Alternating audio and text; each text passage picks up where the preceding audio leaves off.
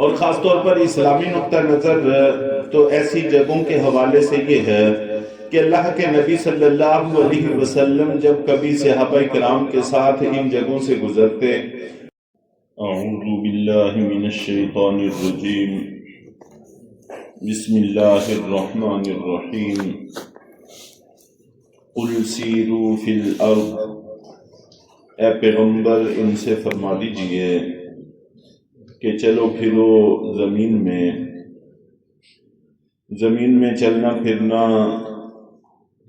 اس کا قرآن پاک میں کئی جگہ پر حکم دیا گیا ہے، لیکن چلنے پھرنے میں مسلمان کی نیت کیا ہونی چاہیے، اس کا نقطہ نظر کیا ہونا چاہیے، اس کو درست کرنے کی ضرورت ہے۔ عام طور پر تفریح کے لیے لوگ آتے جاتے ہیں، اگرچہ یہ آنا جانا بھی منع نہیں ہے،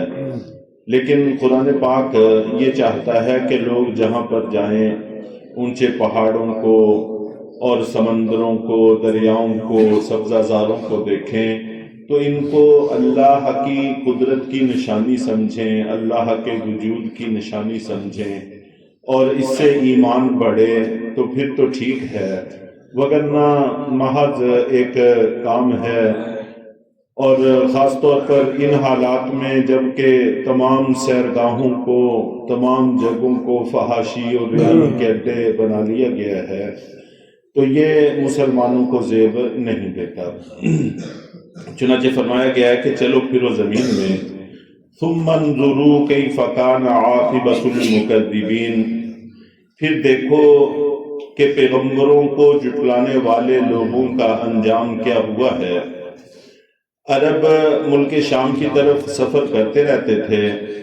راستے میں قوم سمود کے علاقے، قوم لوط کی علاقے پڑتے تھے، اور ان کے ہاں قصے بھی معروف اور مشہور تھے، سبھی لوگ جانتے تھے کہ یہاں پر ایسے قومیں آباد تھیں، ان پر اللہ کا عذاب آیا تھا اور وہ ہلاک ہو گئی تھیں، یہ قصے بھی ان میں معروف اور مشہور تھے، اور ان جگہوں کو بھی پہچانتے تھے، اور وہاں پر نشانیاں اور علامتیں بھی موجود تھیں۔ تو ان کو کہا گیا ہے کہ ان کو دیکھو اور دیکھ کر ان سے عبرت پکڑو۔ چنانچہ جو قومیں تباہ ہو گئی ہیں، وہاں پر ایسی جگہوں پر اگر جانے کا اتفاق ہو تو ان کے انجام کو دیکھ کر اپنے راہ و رسم کو درست کرنے کی ضرورت ہے، نہ کہ محض تفریح۔ اس وقت اس طرح کا جو جہان بن گیا ہے، یہ کسی طور پر بھی درست اور مناسب نہیں ہے۔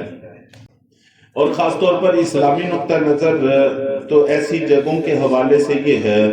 کہ اللہ کے نبی صلی اللہ علیہ وسلم جب کبھی صحابہ کرام کے ساتھ ان جگہوں سے گزرتے تو اپنے سر کو، اپنے چہرے کو ڈھانپ لیا کرتے تھے، اور اپنی سواریوں کو تیز کر لیا کرتے تھے، وہاں سے جتنی جلدی ہو سکے گزرنے کی کوشش فرمایا کرتے تھے۔ ایک مسلمان کا یہ معاملہ ہونا چاہیے کہ جیسے ہی آخرت کے حوالے سے، پہلی قوموں کے حوالے سے خیال آئے تو انسان کے رجحانات آخرت کی طرف بڑھنے شروع ہو جائیں۔ قُلْ لِمَن مَّا فِي السَّمَاوَاتِ وَالْأَرْضِ، اے پیغمبر آپ ان سے یہ بھی پوچھئے کہ آسمان و زمین میں جو کچھ ہے یہ سب کچھ کس کی ملک ہے؟ قُلْ لِلَّهِ، پھر خود ہی فرمائیے کہ اللہ کی ملک ہے۔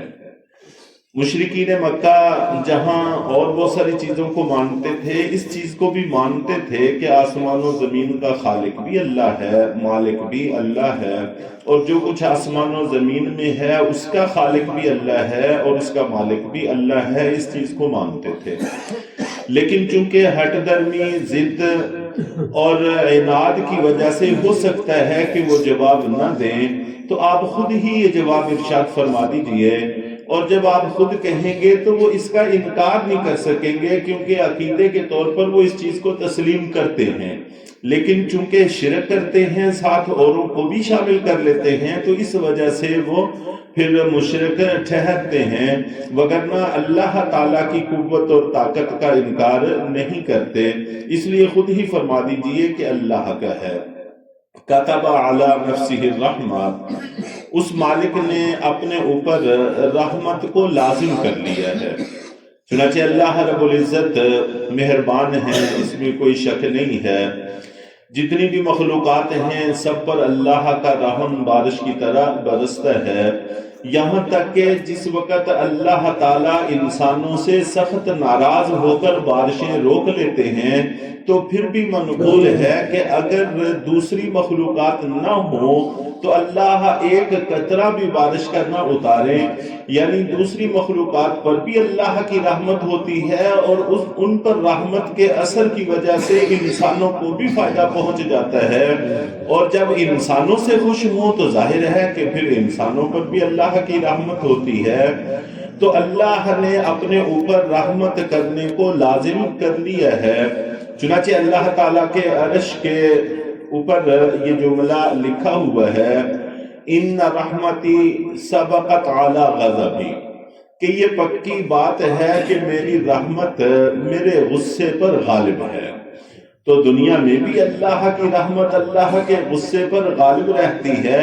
اور آخرت میں بھی ایسا ہی ہوگا۔ تو چنانچہ صرف وہی لوگ جہنم کا ایندھن بنیں گے جنہوں نے اللہ کو بہت ناراض کر لیا ہے۔ تو رمضان المبارک آ رہا ہے تو ہمیں کوشش کرنی چاہیے کہ اپنے مالک کو راضی کرنے کی کوشش کریں، تو وہ مالک بڑا مہربان ہے، بہت تھوڑے سے راضی ہو جاتا ہے۔ لا یجمعنکم الی یوم القیامۃ لا ریب فیہ، یقیناً وہ تم کو قیامت میں جمع کرے گا اور اس قیامت میں کوئی شک نہیں ہے، قیامت برپا ہوگی، اس کے برپا ہونے میں کسی طرح کا کوئی شک نہیں ہے۔ الذین خسروا انفسهم فهم لا یؤمنون، وہ لوگ جنہوں نے اپنے آپ کو گھاٹے میں ڈال لیا ہے وہ ایمان نہیں لائیں گے۔ اپنے آپ کو بہت نقصان میں جو لوگ لے جاتے ہیں وہ پھر ایمان نہیں لاتے، اور اسی طرح ہم ایمان والوں میں سے بھی اپنے آپ کو گھاٹے میں ڈالتے ہیں کہ اعمال سے دور رہتے ہیں۔ ایمان بھی اللہ کی بڑی عنایت ہے، اور پھر اس کے بعد اعمال کی توفیق مل جانا یہ بھی بہت بڑی عنایت ہے۔ چنانچہ ایمان اللہ نے ہمیں عطا کیا ہے، اس کو بڑھانے کی ضرورت ہے اور اعمال کے اندر لگنے کی ضرورت ہے۔ وَلَهُ مَا سَكَنَ فِي اللَّيْلِ وَالنَّهَارِ، اور اسی کی ملک ہیں وہ تمام چیزیں جو رات میں اور دن میں قرار پکڑتی ہیں، آرام کرتی ہیں، سکون کرتی ہیں۔ بہت ساری چیزیں ہیں آپ جانتے ہیں کہ وہ رات میں آرام کرتی ہیں، بہت ساری مخلوقات، اور بہت ساری مخلوقات ایسی ہیں جو رات کو جاگتی ہیں اور دن کو آرام کرتی ہیں۔ چنانچہ درندے وغیرہ اس قسم کی کتنی ہی چیزیں ہیں جو راتوں کو نکلتے ہیں اور دن بھر سوئے رہتے ہیں۔ تو چاہے راتوں کو آرام کرنے والی مخلوقات ہوں، چاہے دن کو آرام کرنے والی مخلوقات ہوں، یہ ساری کی ساری یہ بھی اللہ کے قبضہ قدرت میں ہیں۔ یہاں پر سمجھانا تو اتنا ہی مقصود ہے کہ جب ہم سوتے ہیں، چاہے رات کو سوتے ہیں چاہے دن کو سوتے ہیں، یہ سونا بھی ایک طرح کی موت ہے، اور اس کے بعد جب سو جاتے ہیں ہم تو ہمیں کسی چیز کی کوئی خبر نہیں رہتی، پھر اللہ تعالیٰ جب چاہتے ہیں بیدار کر دیتے ہیں۔ تو اسی طرح قیامت میں بھی ہوگا کہ جب ہم وفات پاتے ہیں تو ہمارے لیے یہ دنیا ختم ہو جاتی ہے، اور پھر قیامت میں جس وقت اللہ چاہیں گے سب کو دوبارہ زندہ کر لیں گے۔ تو جیسے نیند سے تمہیں بیدار کرنا اللہ کے قبضہ قدرت میں ہے، اسی طرح موت سے بیدار کرنا یہ بھی اللہ کے قبضہ قدرت میں ہے۔ اور یہاں پر اللہ تعالیٰ نے سکون کا تذکرہ کیا ہے اور متحرک کا تذکرہ نہیں کیا، حالانکہ جو چیز سوئی ہوئی ہے، ساکن ہے، وہ بھی اللہ کی ہے، جو کسی وقت میں متحرک ہے وہ بھی اللہ کی ہے۔ تو متحرک کا تذکرہ نہیں کیا اس لیے کہ ساکن چیزیں جب اس کا ذکر آیا تو دوسری کا خود بخود سمجھ میں آ جاتا ہے۔ جتنی بھی چیزیں سکون پکڑتی ہیں جب یہ سب اللہ کی ہیں، اگر متحرک ہوں تو ظاہر ہے کہ وہ بھی اللہ ہی کی ہوں گی۔ اور قرآن پاک میں ایسا ہوتا ہے کہ اللہ تعالیٰ بسا اوقات ایک پہلو کو ذکر کرتے ہیں اور دوسرا چونکہ خود ہی سمجھ میں آ جاتا ہے اس لیے اس کو ترک کر دیتے ہیں۔ قرآن پاک میں متعدد جگہ پر ایسا کیا گیا ہے۔ مثال کے طور پر سورہ نحل میں اللہ تعالیٰ احسانات اور اپنی نعمتوں کا تذکرہ کرتے ہوئے فرماتے ہیں وَجَعَلَ لَكُمْ سَرَابِيلَ تَقِيكُمُ الْحَرَّ، کہ اللہ تعالیٰ نے تمہارے لیے کرتے قمیض لباس بنائے ہیں جو تم کو گرمی سے بچاتے ہیں۔ ہمارا لباس ہمیں گرمی سے بچاتا ہے اور سردی سے بھی بچاتا ہے، لیکن سردی کا ذکر نہیں کیا کہ لباس جب گرمی سے بچاتا ہے تو سردی سے بھی بچاتا ہے، تو وہ خود بخود سمجھ میں آ جاتا ہے۔ تو اس لیے اللہ رب العزت نے یہاں پر بھی ساکن کا ذکر کیا ہے، متحرک کا ذکر نہیں کیا۔ تو متحرک کا مالک بھی وہی ہے اور ساکن کا مالک بھی وہی ہے، کوئی چیز بھی اس کے قبضہ قدرت سے باہر نہیں ہے۔ اور پھر اللہ رب العزت نے ساکن کا تذکرہ اس وجہ سے کیا ہے کہ بہت ساری چیزیں تو ایسی ہیں جو متحرک ہوتی نہیں ہیں، وہ ساکن ہی رہتی ہیں، اس کا وجود زیادہ ہے۔ بے جان جتنی بھی چیزیں ہیں وہ ساری کی ساری ساکن ہیں، اور جاندار جتنے ہیں یہ بھی کسی نہ کسی وقت سکون پکڑتے ہیں۔ اور اگر بالفرض کوئی شخص سکون میں نہ بھی آتا ہو، ہر وقت متحرک رہتا ہو، بہرحال موت تو اس کو بھی ساکن کر ہی دیتی ہے۔ اور اگر کوئی موت سے بھی بچا رہے تو قیامت بہرحال سب کو ساکن کر دے گی۔ تو ایک نہ ایک وقت ہر کسی پر ایسا ہوگا کہ اس کو سکون میں آنا ہی ہوگا۔ تو اس کی کثرت کی وجہ سے اللہ رب العزت نے اس کا تذکرہ کر دیا ہے۔ تو وہ کرنا ساکن ہو یا متحرک ہو، سبھی کچھ اللہ کا ہے۔ وَهُوَ السَّمِيعُ الْعَلِيمُ، اور وہ اللہ ہر چیز کو سنتا بھی ہے اور ہر چیز کو جانتا بھی ہے، کچھ بھی اس کے علم سے اور اس کی سماعت سے باہر نہیں ہے۔ تو اللہ تعالی ہم سب کو اپنی قدرت کی نشانیاں دیکھ کر آپ کی ذات کو سمجھنے کی توفیق عطا فرمائے۔